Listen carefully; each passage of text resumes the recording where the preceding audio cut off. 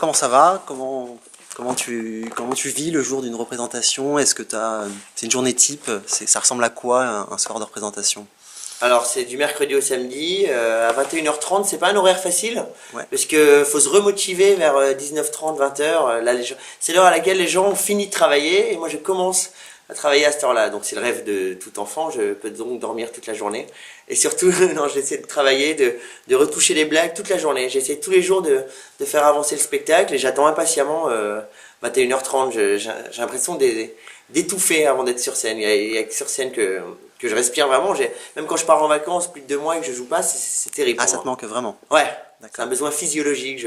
Je mange, je dors et je joue sur scène. C'est ce que je Et préfère faire. entre le mercredi et le samedi, et les autres jours, il y a vraiment une différence d'emploi du temps? T'en profites pour faire d'autres choses que t'as pas le temps? Lundi et mardi, vu que je joue pas, je fais de la radio avec Laurent Ruquier sur Europe 1, On va se gêner. C'est une émission dont je suis fan. Je l'écoute tout le temps. Surtout quand je suis pas dedans, parce que j'ai quand même du mal à entendre ma voix. Peut-être qu'une fois que j'aurai mué, je pourrais écouter cette émission avec moi à l'intérieur, mais je suis fan de cette émission parce que je me retrouve avec des monstres de répartie. Il y a des gars comme Pierre Bénichou, Bigard, Fabrice Eboué. C'est costaud, quoi. C'est Florian Gazan que j'ai retrouvé aussi dans cette émission. Qui a coécrit le spectacle avec Morgan Spielmaker. Ouais. Et la radio, c'est dingue.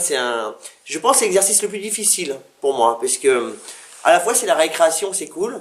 À la fois, il y a Laurent Ruquier qui est en maître de cérémonie, il y a 6 chroniqueurs, et il faut sortir des vannes pendant 3 heures. Et c'est dur de sortir plein de vannes pendant 3 heures. Et toi, t'as un quota, tu peux intervenir 10 fois, 15 fois? Il faut intervenir quasiment à chaque fois. Mon but, moi, c'est de faire une blague par phrase. C'est ça le vrai travail. Ouais, j'ai trouvé qu'il y avait un vrai rythme de rire. Ouais. Quasiment sans discontinuité, et c'est assez rare, même si c'est le but du stand-up, mais il y a un vrai rythme dans ton spectacle. Pour moi, c'est une musique, en fait. Je me suis inspiré de mecs comme Chris Rock, Dave Chappelle, Jerry Seinfeld. Ils ont des styles complètement différents, ces humoristes américains. Il y a vraiment une musique quand tu les écoutes. Chris Rock, ce serait du hard rock, c'est un truc qui bastonne pendant des heures. Dave Chappelle, par exemple, c'est du jazz. Moi, j'entends du jazz quand je l'entends parler.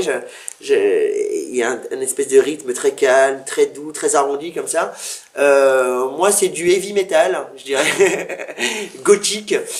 Non, c'est vrai que j'ai besoin j'ai appris ça aux États-Unis en fait. J'ai eu la chance de jouer aux États-Unis et j'ai découvert que les mecs là-bas, ils disent pas bonsoir. C'est un truc qui m'a frappé. Je me suis dit, c'est impensable en France le public le prendrait très mal ici en disant mais pour qui il se prend? Et non, la plupart des mecs ne disent pas bonsoir parce qu'ils ont 20 minutes dans lesquelles ils doivent briller. Et ils estiment que s'ils disent bonsoir et que le public répond, je m'attendais, te connaissant pas, quelque chose de plus trash. Est-ce que c'est des remarques qu'on t'a fait ou c'est vraiment à ce qui te ressemble aujourd'hui avec les thèmes que tu as choisis? Non, ça me ressemble beaucoup. Il y a aucune censure, vraiment.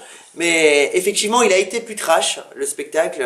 Voilà, moi j'ai 28 ans et il m'arrive d'en avoir 40 et d'être très mûr, et il m'arrive d'avoir 9 ans et demi et de regarder Gulli. Donc il faut que j'ai des garde-fous autour de moi qui me disent ah ça Et c'est vrai que j'avais des vannes très violentes sur la phase du porno. Je parlais des grannies, c'est les grands-mères qui font du porno. Et bizarrement, les gens étaient très mal à l'aise.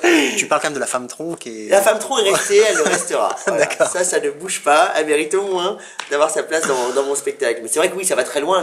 Moi, ce qui me fait rire, c'est l'humour noir, l'humour trash. L'humour lisse où il se passe rien, où on décrit la vie de tous les jours. J'ai l'impression que tous mes potes peuvent le faire. Mais tu l'as un peu édulcoré, on peut dire, ou pas? Oui, je l'ai édulcoré.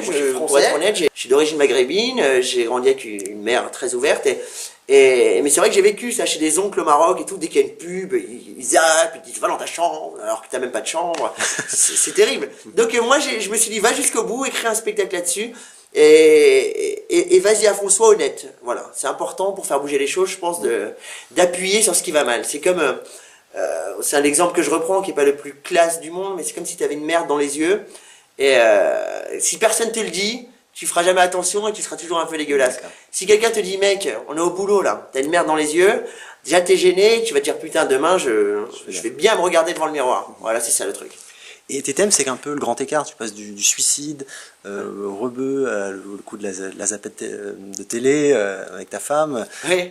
C'est quoi le pourcentage de vérité dans tout ça, de ce qui t'appartient? Tout m'appartient, vraiment, ouais.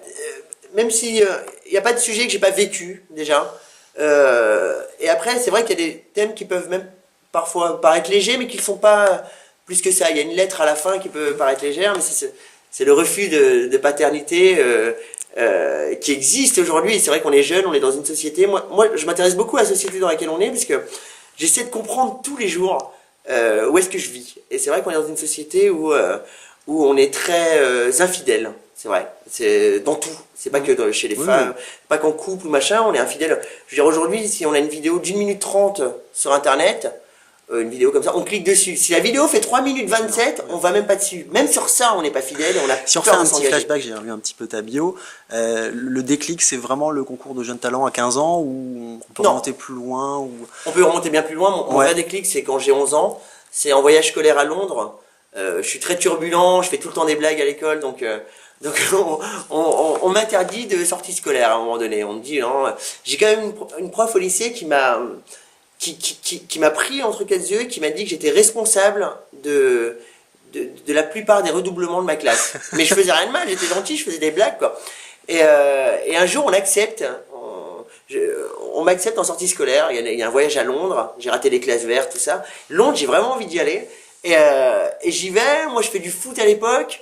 Le théâtre pour moi c'est quelque chose de très, c'est un domaine très élitiste, c'est destiné à une classe sociale très particulière. Pour moi dans ma tête il faut des perruques, il faut des grands costumes, tout ça, donc je ne l'envisage même pas. Le foot c'est pratique, hein, tu mets 2 cartables, t'as un but. Pour moi le théâtre ça me parle pas, mais j'en fais tous les jours, je fais des blagues, tout ça. Et je vais à Londres et je découvre le stand-up. Et c'est un moment que j'oublierai jamais de ma vie, ça a été une révélation parce que on est en sortie scolaire, on va dans un comedy club, je sais même pas ce que c'est, on me dit c'est un spectacle, mais je vois pas vraiment de scène, je vois juste un petit truc, des gens qui boivent des verres très, très bruyants, et je vois un mec débouler, qui a une barbe de 3 jours, qui est pas présentable dans une pièce comme je l'imaginais, qui a une chemise un peu froissée, tout ça, qui prend un micro, et qui s'adresse au public. Et j'ai 11 ans, je vois ça, je dis non mais c'est incroyable, et il fait des vannes le mec, il fait les mêmes vannes, le même genre de vannes que je fais à mes potes. Et il a besoin de rien, il a pas besoin de costume, il a pas besoin de grandes perruques. Et je me dis, putain, si ça existe comme ça le théâtre, c'est ce que je vais faire. C'est sûr, c'est ce que je vais faire. Et quand je rentre à Tours, je suis originaire de Tours, j'écris mon premier spectacle à 12-13 ans, je commence à faire des matchs d'impro et je monte sur scène tout seul la première fois à 15 ans.